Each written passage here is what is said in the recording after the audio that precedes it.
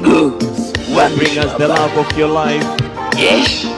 Lapo kanda maalum ya Malamba Mawili lingependa kufahamisha umma ya kuwa Isaya Yunge ametuheshimisha sana Watanzania.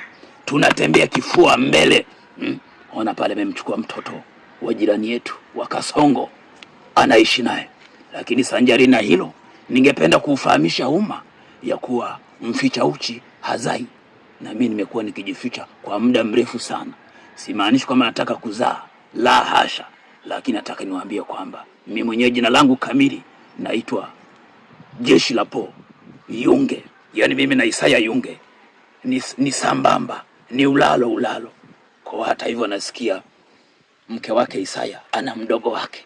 Kwa sasa huyo mtoto ni kuangalia fursa jinsi gani anaweza kalipatia Jeshi la Po mapenzi ndindindi.